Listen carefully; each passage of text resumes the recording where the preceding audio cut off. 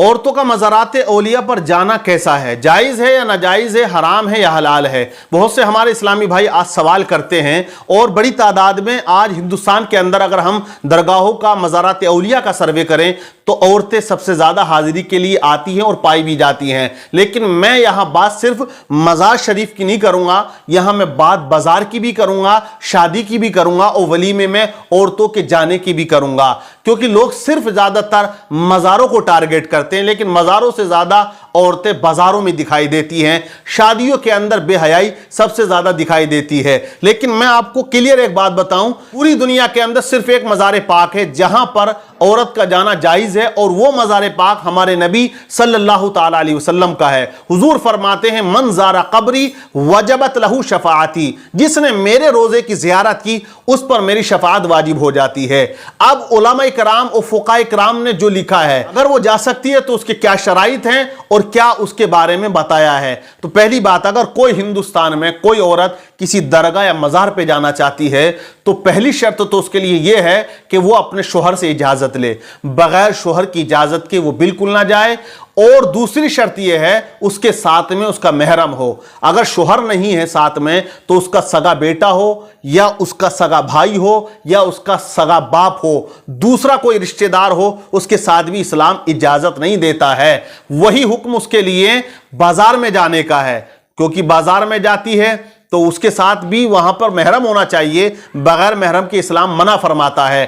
اب دیکھیں، مزار پر جہاں جا رہی ہے وہ راستہ بھی اس کے لیے پرامن ہونا چاہیے، عزت و آبرو کے لٹنے کا کوئی اندیشہ، کوئی خطرہ یا کوئی چھیڑخانی کا معاملہ وہاں اسے نہ آئے نظر، تب وہ جا سکتی ہے۔ اور جس مزار شریف پر وہ جا رہی ہے وہاں آدمیوں کا عورتوں کا معاملہ خلط ملط نہ ہو، بالکل ایک جگہ نہ ہو جہاں ایک جگہ بیٹھ رہے ہوں، یا لائن میں بھی ایک ہی جگہ کھڑے ہوئے ہوں، یا بیٹھنے کا بھی انتظام ایک ہی جگہ پر ہو، آدمی عورتوں نوجوان لڑکے لڑکیوں سب کا۔ تو ایسی صورت میں بھی عورت کا جانا جائز نہیں ہے، بلکہ اس مزار پہ جائے جہاں یہ بالکل پختہ انتظام ہو کہ عورت کے نکلنے کا راستہ الگ ہے، آدمیوں کا الگ ہے، عورتوں کے بیٹھنے کا الگ ہے، آدمیوں کے بیٹھنے کا الگ ہے۔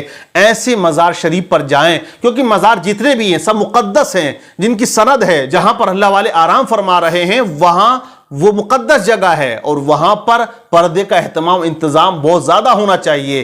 آج کل کے جو متولی و کمیٹی والے ہوتے ہیں وہ اس طرح بالکل توجہ دھیان نہیں دیتے۔ آپ دیکھیں بریلی عرس اعلی حضرت آ رہا ہے، وہاں کے صاحب سجادہ حضور احسن میاں صاحب نے عورتوں کے آنے پر پابندی لگا دی، منع فرما دیا۔ انہوں نے اعلان کر دیا کہ عورتیں اپنے گھر کے اندر ہی عرس رضوی منائیں، فاتحہ خوانی درود خوانی کا انتظام اور اہتمام کریں، وہ گھر پر رہ کر کوئی بھی عرس پاک میں آنے کی کوشش نہ کرے، کیونکہ عرس اعلی حضرت میں ماشاءاللہ وہاں طالبان علوم نبویہ کی بڑی تعداد، علماء اکرام کی بڑی تعداد اور عوام کی بڑی تعداد وہاں ہوتی ہے، بڑی کثیر تعداد میں مردوں کا وہاں جنب غفیر ہوا کرتا ہے۔ اسی طرح اور بھی مزارات اولیاء پر جو عرس ہوتے ہیں وہاں آپ دیکھیں معاملہ بالکل خلط ملط ہے، تو اس بارے میں اسلام نے منع فرمایا ہے۔ اگر کوئی عورت ایسی حالت میں جاتی ہے کہ بے پردہ ہو، بغیر شوہر کی اجازت کے ہو، اور وہاں جہاں جا رہی ہے وہاں بھی کوئی انتظام اور اہتمام نہ ہو، تو اس عورت پر اللہ کے فرشتے لعنت بھیجتے ہیں جب تک کہ وہ واپس گھر پلٹ نہ جائے، گھر پہنچ نہ جائے۔ ایسی عورت پر جو سچ سمجھ کے نکلتی ہے، بے پردہ نکلتی ہے، اور آپ جانتے مزارات اولیاء کو بدنام کر دیا ہے ان جاہل متولیوں نے کہ جو عرس پاک تو کراتے ہیں لیکن اس میں ناچ گانا بھی کراتے ہیں، شیخ چلی کو بلاتے ہیں، ڈرامے بازی ہوتی ہے، اور بہت سے لوگ اسے بریلی شریف سے جوڑ دیتے ہیں، اور وہ کہتے ہیں کہ دیکھیے بریلوی لوگ ہیں، حالانکہ اعلیٰ حضرت نے ان تمام چیزوں کو ناجائز اور حرام لکھا ہے۔ اعلیٰ حضرت امام احمد رضا خان فاضل بریلوی سے پوچھا کہ عورت کا مزار پر جانا کیسا ہے، تو آپ نے فرمایا یہ پوچھتے ہو کیسا ہے؟ بولے ہوتا کیا یہ پوچھو، جب عورت جاتی ہے تو اللہ کے فرشتے اس پر لعنت بھیجتے ہیں۔ میں نے آپ کو بتایا فقہاء کرام نے جو اجازت دی ہے وہ تمام شرطوں کے ساتھ، وہی شرطیں بازار میں بھی لاگو ہوتی ہیں۔ بازار میں عورت جا رہی ہے تو اس پر یہ لاگو ہوتا ہے کہ وہ محرم کے ساتھ جائے، لیکن آج کل تو آپ دیکھ رہے ہیں کیا ماحول پایا جا رہا ہے، عورتیں گھر سے صبح کو نکلتی ہیں اور شام کو گھر میں داخل ہوتی ہیں، اور الٹی سیدھی آ کے اور شوہر کو سناتی ہیں کہ آج تو میں تھک گئی، یہ کیا وہ کیا، حالانکہ اس کو اس طرح نہیں جانا چاہیے تھا۔ اور اگر کوئی آدمی بیچارہ مرد اگر کوئی سامان خرید کے لا دے، کوئی کپڑا لے آئے، کچھ اور لے آئے، तो 10 ऐब औरत उसमें निकाल देती है। बहुत सी, सब ऐसी नहीं है, बहुत सी ऐसी हैं वो उसमें निकालती हैं कि आपसे लेना नहीं आया, या आप पड़ गए, आपको ठग लिया, आप ये हो गए, आप लुट के आ गए।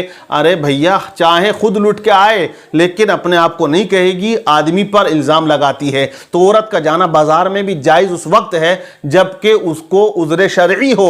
हालांकि कुरान का हुक्म यह है, वक़रना फी बुयूतिकुन्ना वला तबर्रजना तबर्रुजल जाहिलिय्यतिल ऊला, अपने घरों में पर्दे के साथ रुकी रहो और ज़माना जाहिलियत वाला पर्दा मत करो। जैसे वो औरतें सज के सवर के चलती थी बाजारों में इतरा के, ऐसा मत निकलो। अगर निकलना भी है तो बिल्कुल पर्दे के एहतमाम और इंतजाम से निकलो, अपने सरों पे चादरों को डालकर निकलो। तो इस्लाम ने बाजार में जाने की इजाजत दी, लेकिन उसकी सूरत भी यही है, इज्जत और आबरू को कोई खतरा ना हो। यहां प्रतिबंध लगाने का मामला यही है, औरत की इज्जत और आबरू का मामला है। अब आप शादियों को देख लें तो शादियों के अंदर भी तूफान बदतमीजी बहुत ज्यादा आज मुसलमानों के अंदर पाई जाती है।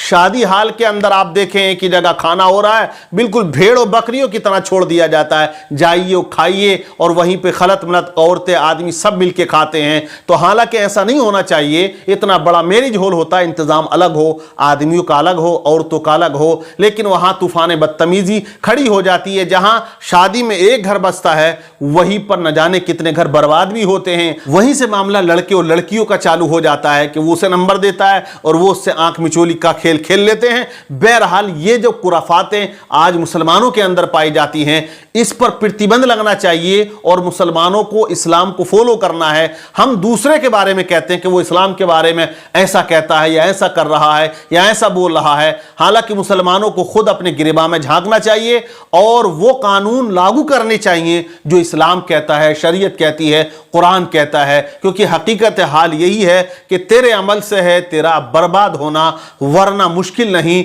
मुश्किल आसान होना।